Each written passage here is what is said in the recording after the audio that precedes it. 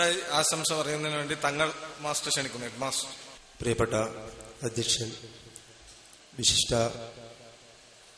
അതിഥി കാനേഷ് പൂനൂർ, മറ്റ് പ്രമുഖര്, വലിയോറ സൗഹൃദവേദി ഏകദേശം 2 തവണ ഈ സ്കൂളിലേക്ക് പാവപ്പെട്ട കുട്ടികൾക്കുള്ള യൂണിഫോം വാങ്ങാൻ വേണ്ടി കാശ് തന്നിട്ടുണ്ട്.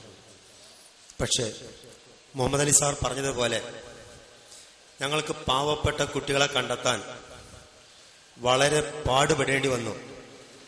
കാരണം ഓരോ ക്ലാസ്സിലുമുള്ള കുട്ടികൾ ആരൊക്കെയാണെന്ന് ഓരോ അധ്യാപകരോടും ലിസ്റ്റ് ചോദിച്ചു. അവർ ലിസ്റ്റ് തന്നു. പക്ഷേ എനിക്ക് പോലും ആ കുട്ടികളെ മനസ്സിലായില്ല. അവസാനം ഞാൻ കണ്ടെത്തിയ ഒരു ഉപായം ഇവിടെ നാട്ടുകാരനായ ഗഫൂർ മാഷെ സമീപിച്ചുകൊണ്ട് ഓരോ രക്ഷിതാവിൻ്റെയും പരിസ്ഥിതി മനസ്സിലാക്കിക്കൊണ്ട് അർഹരായ കുട്ടികൾക്ക് മാത്രം കിട്ടണം എന്ന് വെച്ച് അത് നോക്കി വളരെ കണിശമായി ചെയ്തു. പക്ഷെ അതിൽ 99% മാത്രമേ ചെയ്തിട്ടുള്ളൂ എന്നാ അറിയാൻ കഴിഞ്ഞത്. എന്നാൽ 1% പിന്നോട്ട് പോയി. കാരണം വലിയൊരു മഹത്തായ പ്രവർത്തനമാണ് ഈ സൗഹൃദവേദി ഇവിടെ നടപ്പിലാക്കിക്കുന്നത്. കാരണം അവിടെ എന്ത് പ്രവർത്തനം ചെയ്താലും ഇവിടെ നാട്ടിലെ ആളുകളെയും കുട്ടികളെയും ഇവിടെയുള്ള സമൂഹത്തെയും മറക്കുന്നില്ല എന്നാണ് നമുക്ക് ഏറ്റവും പ്രധാനപ്പെട്ട ഒന്ന്. രണ്ടാമത്, അവർ ഗൾഫ് രാജ്യങ്ങളിൽ ഒരുപാട് പ്രവർത്തനങ്ങൾ ചെയ്ത് നമ്മളോട് അറിയിച്ചു. മൂന്നാമതൊരു പ്രവർത്തനം അവർ ചെയ്യുന്ന ഒരു പുസ്തക പ്രകാശനമാണ്. ഈ പുസ്തക പ്രകാശനം എനിക്കൊക്കെ ചെറുപ്പത്തിലുണ്ടായ സംഭവം കടലാസ് കാണുമ്പോൾ അത്ഭുതമായിരുന്നു. കരിയിലകൾക്കും അതുപോലെ തന്നെ തേക്കിന്റെ ഇലകളുടെ അടിയിലൊക്കെ വെള്ള നിറത്തിലുള്ള കടലാസ് കാണുമ്പോൾ എനിക്ക് അത്ഭുതമായിരുന്നു. അങ്ങനെ ഈ കടലാസ് കൊണ്ട് നമുക്ക് പന്തുണ്ടാക്കാം. ചെറുപ്പകാലത്ത് നമ്മൾ പന്തുണ്ടാക്കിയിട്ട് ആ പന്ത് എത്ര കാലം വെച്ചാലും അത് കേടുവരില്ല. അതുപോലെ തന്നെ ഇത് വേഗത്തിൽ തീപിടിക്കും. അതുപോലെ തന്നെ കാറ്റിൽ പറന്നു പോകും. അതുപോലെ തന്നെ വെള്ളത്തിൽ കൂടി ഒഴുകിപ്പോകും.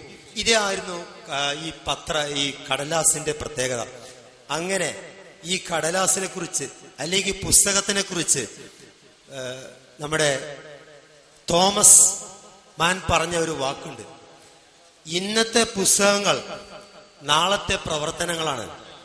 അത് പറഞ്ഞപ്പോൾ അതൊന്നും മനസ്സിൽ ഓടിയില്ല. രണ്ടാമത്, മുഹമ്മദ് നബി പറഞ്ഞു, ഒരു രക്തസാക്ഷിയുടെ രക്തത്തെക്കാൾ പവിത്രമാണ് ഒരു പണ്ഡിതന്റെ തൂലികയിൽ നിന്ന് വരുന്ന മഷി എന്നാണ് പറഞ്ഞത്. അതുപോലെ തന്നെ ബ്രൈറ്റ് പറഞ്ഞ എന്താണ്? നിങ്ങൾ വിശക്കുന്ന സമയത്ത് പുസ്തകം എടുത്ത് വായിക്കുക. പുസ്തകം എടുത്ത് തിന്നാനല്ല, പുസ്തകം എടുത്ത് വായിക്കുക. എനിക്ക് പുസ്തകത്തിനോട് വളരെ താല്പര്യം. ഈ അടുത്ത വായിച്ച നമ്മുടെ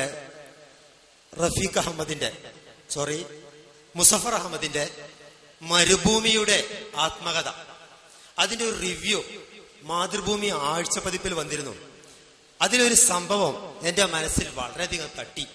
എന്താണ്? അയാൾ കാറിലൂടെ യാത്ര ചെയ്യാണ്. യാത്ര ചെയ്യുന്ന സമയത്ത് ഒരു മണൽക്കൂമ്പാരം, വലിയ ഒരു മലയുടെ അത്ര സമാനമായ ഒരു മണൽക്കൂമ്പാരം കാണുകയാണ്.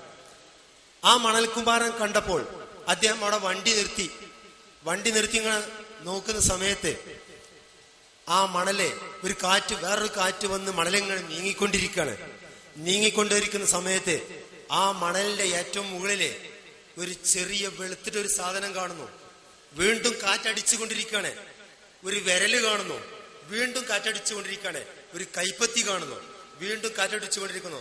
ഒരു ഹാഫ് കൈ കാണുന്നു. വീണ്ടും അടിച്ചുകൊണ്ടിരിക്കുമ്പോൾ ഫുൾ കൈ. അങ്ങനെ കാറ്റടിച്ച് കഴിഞ്ഞപ്പോൾ ഒരു മനുഷ്യൻ മുഴുവനായിട്ട് അവിടെ നിൽക്കുകയാണ്. അദ്ദേഹം പറഞ്ഞ സംഭവം എന്താണ്? നമ്മൾ വെള്ളത്തിലൊക്കെ നീന്തൽ അറിയാത്ത ഒരാൾ വെള്ളത്തിൽ വീണാല് നമ്മൾ രക്ഷിക്കാൻ വേണ്ടി കൈ പൊക്കും എന്നതുപോലെ ആ മനുഷ്യൻ മരുഭൂമിയിൽ എത്തിപ്പെട്ടു. അങ്ങനെ എത്തിപ്പെട്ടപ്പോൾ കാറ്റടിച്ചു. അദ്ദേഹത്തിന്റെ കാല് വരെയായി, അരവരെയായി, ഫുള്ള് കഴുത്തുവരെയായി. ആ സമയത്തിൽ സഹായം അഭ്യർത്ഥിക്കാൻ വേണ്ടി കൈ പൊക്കിയതാണ്. കൈ പൊക്കിയപ്പോൾ ഇയാളെ മുഴുവനും മണൽ മൂടി എന്നാണ് പറയുന്നത്. ഈ ഒരു സംഭവം അദ്ദേഹം വിശദീകരിക്കുമ്പോൾ നമ്മുടെ മനസ്സിൽ തട്ടും. ഇതാണ് പ്രവാസികളുടെ ജീവിതം. ധാരാളം പ്രയാസങ്ങള്. ഇപ്പൊ ഈ നോമ്പിന് തന്നെ അവിടെ കഠിനമായ ചൂടാണ്. ഇവിടെ നോമ്പ് ഇപ്പൊ നമുക്ക് നോമ്പാണല്ലോ, ഇന്ന് 28 നോമ്പ്. ഈ നോമ്പിൽ നമുക്ക് എന്തെങ്കിലും ബുദ്ധിമുട്ട് അറിഞ്ഞോ? ഇല്ല.